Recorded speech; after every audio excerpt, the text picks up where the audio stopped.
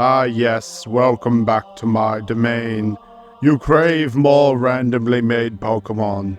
Desire for the ritual where we summon monsters from the Crunchy Math Rocks? Well, you have come to the right place, where we shall perform the rite known as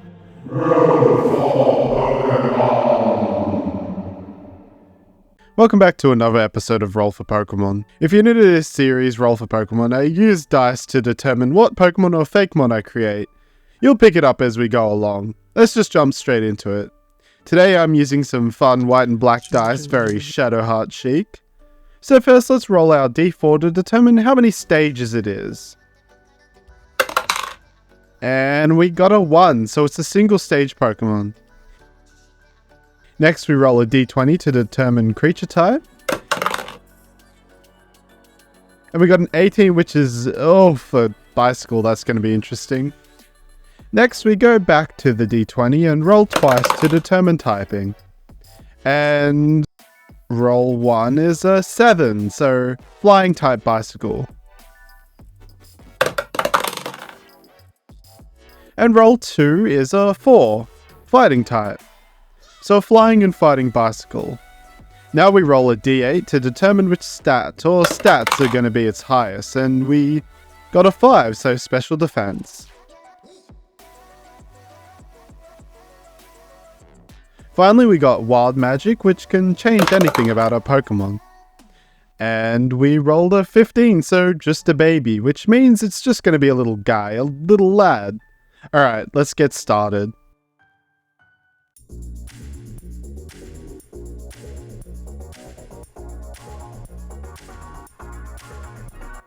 The idea here was essentially like a kid's bike, small and simple, mixed in with a bit of daredevil stuntsman and a rocket on the back, because it's like that good old Evil Knievel stereotype, but for kids. I had a big inspo in the form of Revavroom for this one, but I leaned in a little further into it being more of a literal bike than just a bunch of rocks around an engine.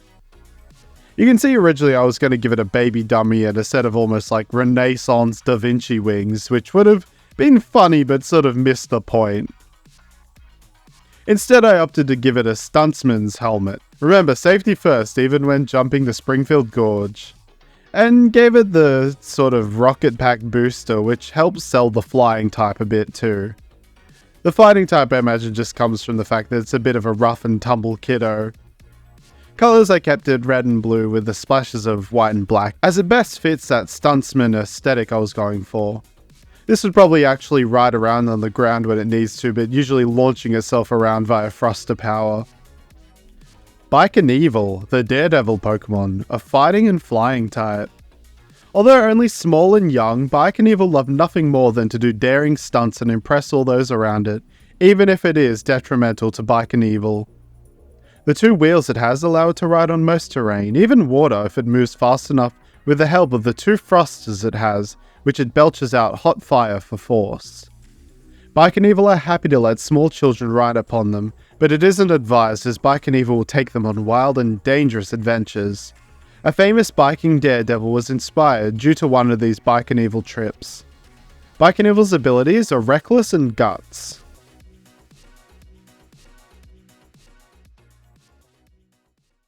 Alright, let's roll again. And we got a 4. That means it's time to roll for a pre-existing Pokemon. So let's roll some d10s. So we have a 2.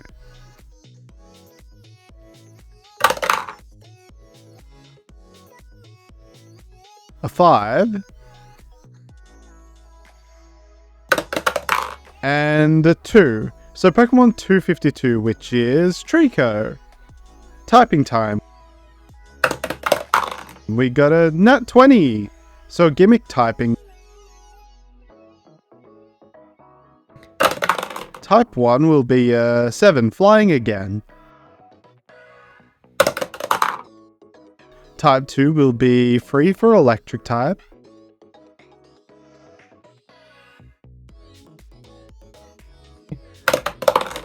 And finally an 18, which will be a dragon type. Come on. There you go. Primary stats time, we rolled a 7, so 2 primary stats. And we got a 6 for Speedy.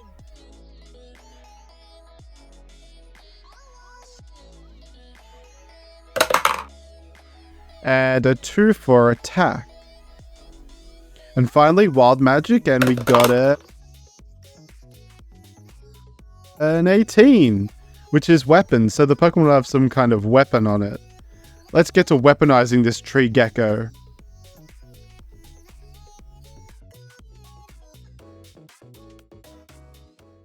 So by now my love for One Piece shows through, so when I saved the speed of me thinking to turn this Trico into a love letter to Kaido was near instant after rolling. You gotta believe me. My main idea was that the first form would be very jagged, dark, and have a large, slammy cudgel for a tail, instead of the twin vines normal Trico has. Much more angular and aggressive compared to the original. I wanted it to just be pure dragon type in this form and sort of have an awakened or berserk form once it gets low HP enough. I'm surprised how well it translates almost just slapping a big cudgel onto a Trico was, but hey, here we are, and the dynamic pose of it almost looking like it's sweeping the enemy with the tail is fun too. But let's move on to the second form quickly.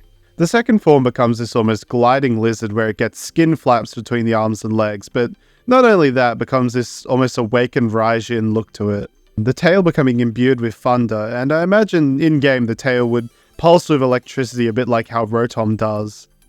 This form also becomes a bit greener to fit in with that bright yellow electricity.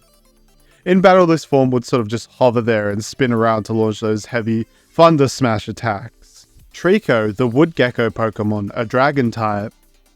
This wild and aggressive form of Trico came about due to wildfires destroying their habitat. Its body grew hardened from this and its tail became a dark and spiky cudgel for which to attack with. There is a latent power hidden within this form of Trico that also seems to stem from the ancient draconic power it poses.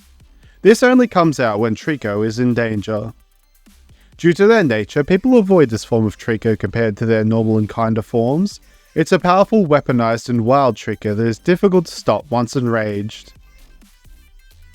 This form of Trico has a new ability called Stormfront, where it changes form once below half HP.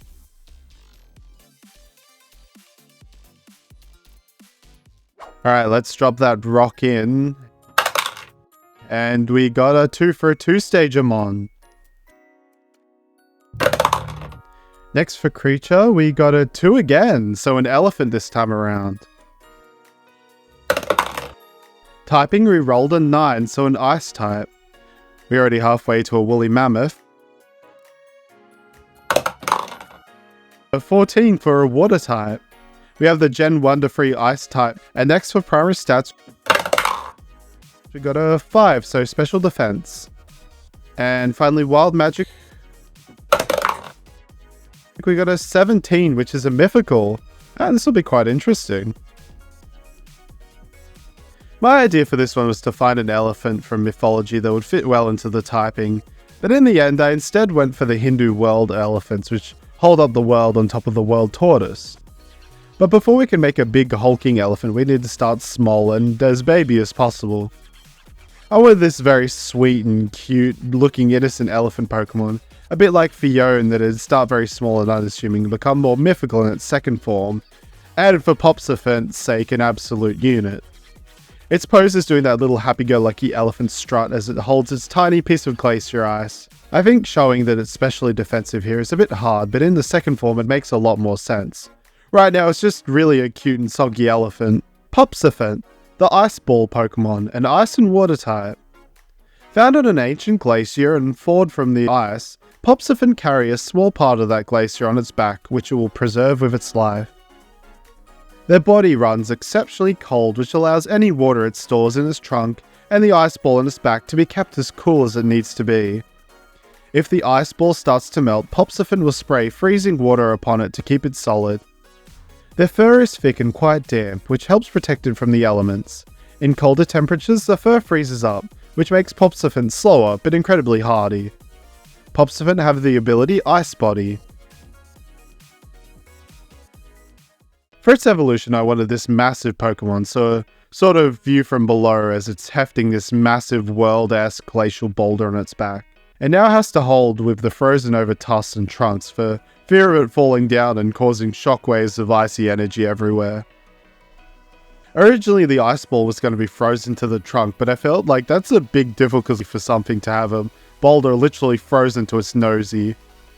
All of its body looks like stalactites and mites, all kind of falling in a frosty cave-like fashion. Maybe not the most flash exciting mythical, but I think it's got mythical energy to it. Especially if it had an event where you'd find just a Popopen on some lone glacier and helped it evolve through a special event. Maybe the last of its kind ever, I mean, except for the gender ratio, so maybe old Ditto can help with that one. Glacia, the Ice Age Pokemon, an ice and water type. Once Popopen's ice ball grows too large, it eventually evolves into Glacia to support the weight. It believes in the strength of its ice boulder and now uses it like a giant weapon, as well as utilizing its large frozen tusks. As it trudges along, it constantly tries to collect water, just like its pre-evolution, to keep the ice boulder fresh and keep their coat frosty and moist. Glacia go on long journeys through many climates to find the place where they were found, and place their boulder back there, to start the cycle anew with a new glacier. Glacia's ability is Ice Body. Alright, for our final rolls of the video, we got another 4, so that means time to roll out D10s for pre-existing Pokemon. So our first number is 3. The second is an 8. And the final number is 6, so Pokemon 683, which is Aromatisse. Okay, that's weird. Alright, and for typing it is 14, so water type. And for the second roll is... Oh, another nat 20. So we'll roll 2 more times. Next we rolled an 8, so steel type. And finally a 13 for a ground type. Primary stat timer, we got a 7, so roll for 2 stats. An 8, so it's a legendary. And a 4, so it has a very high special attack. And finally, Wild Magic. And we got a 9 for gender difference. This kind of helps a lot with the gimmick typing roll, so let's go create our new legendaries. So for the female form, I wanted to keep the base idea of Aromatisse being a perfume-based animal, but turn it up to 11. The water typing stays between both legends, but this one keeps the steel type, as I feel like steel is a decent representation for glass, as this Aromatisse is actually the perfume bottle with the head being the stopper now. In between is an almost corset looking part of the body that makes it look like it's got a weird cinched waist, but it's more like the neck. Inside it has brewing perfume that then comes out of the head, more like perfumed flames that help give it a bit of a legendary vibe. I wanted to keep it the same colours as the original to make it look as close as possible while still giving it that legendary charm. It's kind of interesting how scarily good this one came out actually.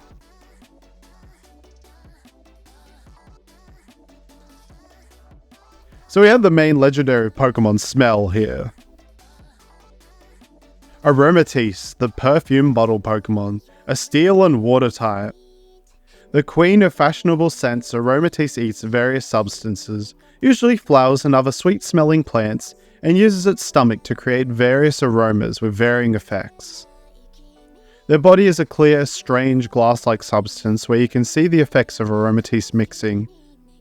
The pores on Aromatisse's head then seeps out the mixture, which it can shape into various designs as well. It pairs itself with the other male Aromatisse to provide it with various mixtures to help soothe the patients that it tries to cure. Aromatisse has a new ability called Fragrant Water, where all special water type attacks have a chance to lower the foe's defenses. For the second form, I wanted to play on the fact that perfume sometimes has some weird gross things like charcoals and goops and whatnot in them. while also playing up what was originally thought to be Spritzy's evolution, a Plague Doctor.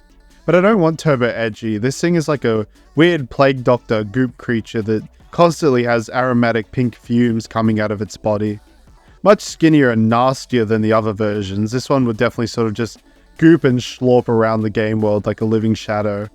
Maybe not as much a legendary energy, but it's creepy, and I think that's something fun we don't really have for a legendary. And here's the legendary for Pokemon Stink. Aromatisse, the Plague Doctor Pokemon, a ground and water type. This form of Aromatisse is all about curing its allies, and will not stop till it has perfected a tincture to save its allies. The perfume spray that wafts from its beak is from the mixture it creates within its body. This helps ward off illness in this Pokemon.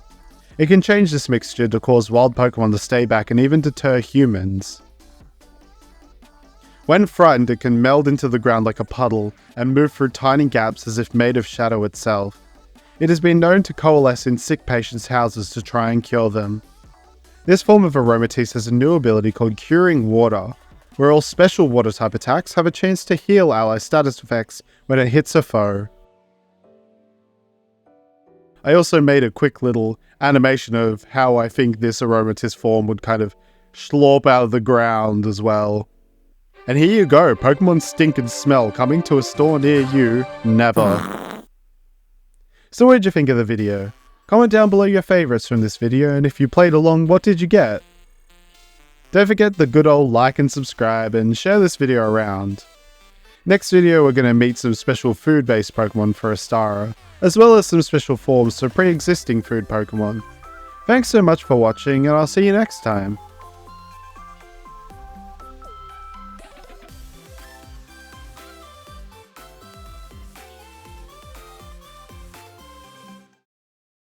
I'm gonna make it! I'm gonna make it! This is the greatest thrill of my life! I'm king of the world! Woohoo! Woohoo!